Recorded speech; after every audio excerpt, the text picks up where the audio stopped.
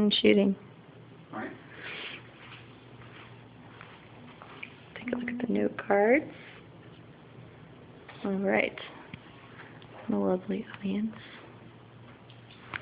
And the camera. Hi. And the dog.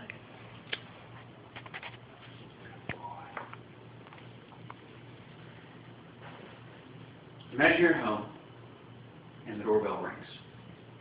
Well, you go to answer. But before you can get there, your dog is waiting.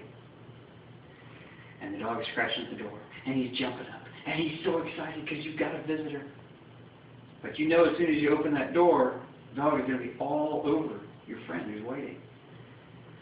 And that's not necessarily a fun thing for your friend. So what do? What can you do? Well, that is where sit comes in. Okay. Sit is the foundation of all obedience training.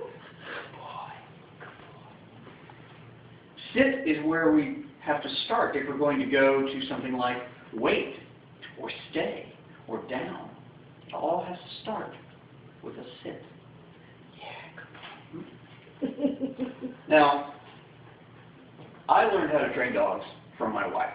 My wife has been training dogs for over 30 years. And she owns her own business. She has A+ dog obedience training. She trains through the city of Denton. And it's impossible to be married to someone for 9 years and not pick something like this up when it's so prevalent in our lifestyle. So I'm here today to teach Henry here. Hank. Why did I say Henry? Hank. This is Hank. Hank here, how to sit. Now Hank has already got some of the basics pretty well. Oh boy. He's already got some of the basics done pretty well, but we're gonna really drive home that sit. So what do we need though to teach a dog to sit? First thing you need is a dog, obviously, preferably your dog. But for this case, I'm going to be using your dog. We also need something the dog really likes to eat, and that's going to be some treats. Okay? These are just simple treats. You can make them yourself. You can buy them in the store. A lot of trainers like hot dogs, because dogs love hot dogs. Some dogs really go for cheese, but it should be something that your dog is really, really super motivated about. Hank, Go ahead.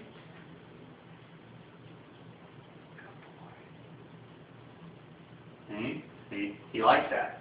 Likes that a lot. So, see? I'll do it for that. Boy. All right. Another thing that you may find useful is a lead and a collar. I'm not working with a lead and a collar here because we're somewhere inside. But if we were doing this outdoors, a lead and a collar would almost be essential. A little treat pouch to keep the treats in. You can use a store-bought one like this. You can put them in your pocket. I've seen some trainers actually take chunks of cheese and put it in their mouth and keep it there. Dogs don't care. Okay, so we have our materials, so let's teach Hank here how to sit. First thing he has to do is be standing, because if he's not standing, then he's probably sitting. All right, okay. So we have a standing dog. Okay, I take the treat in my thumb and forefinger. He sees it. He smells it. Okay, let's get that.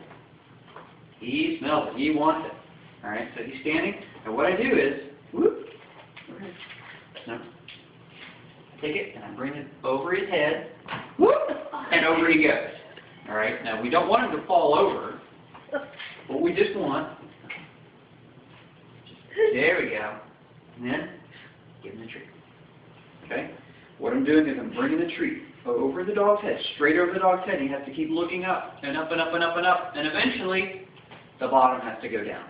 Okay. So let's try it again. Come on. Right. And boop, down he goes. Good, good, good. Verbal praise works just as well as treats. And eventually, you're going to phase out the treats and just go with the verbal praise. Okay? Ready? Come circle around. Boop. And there we go. Good boy. Good boy. Good boy. And you repeat this process. Once the dog is hitting the mark at about 80%, all right, that's what Pat Miller says. Pat Miller is a dog trainer. She has been training dogs for 30 years. She's an author of many books. She wrote a great book called The Power of Positive Dog Training. She maintains a website with all sorts of articles and things like that. And what she says is, once the dog's hitting that mark 80 to 90% of the time, then you're ready to move on to another cue. And you start phasing out the treat. So what we do, eventually you get to the point, boop, like that. All right. Come this way. There we go. You say, sit. All right. So once the dog is hitting it about 80% of the time, you start adding that cue word, the word sit. As soon as the dog's bottom hits the floor, you say sit. You don't want to say it too soon because you want the dog to associate bottom hitting the floor with sit. Sit. Sit. Good boy. Good boy. And eventually, after you've phased out the treat cues, you can just use a verbal cue. And you say, sit. Good boy. Good boy. And you give love and you give praise because dogs love to be loved on. Ready? Over here. Sit. Good boy. Good boy. Okay, so we've built the foundations here. I wouldn't say that Hank has been fully trained here. You need to reinforce this. You need to work with this every day. Every day. Just a little bit every day, whenever you can. Over time, this just gets to be normal behavior for the dog. In fact, our dogs at home, it's hard for me to get them to stand because they're so used to sitting when they're not doing something. They know that that's what we want them to do. They come up and they just sit. All right? Very good. Very good, boy. Okay, so to recap, what you do, take your treat, something the dog loves, bring the treat over the dog's head, right over the head, till they look up, bottom hits the floor, give them the treat, repeat until it's ingrained, then you add that cue word, and eventually you phase the treats out. All right? So, that's pretty much it. The next time that your dog bolts for the door, remember, good behavior starts with a sit. Good boy. Good boy.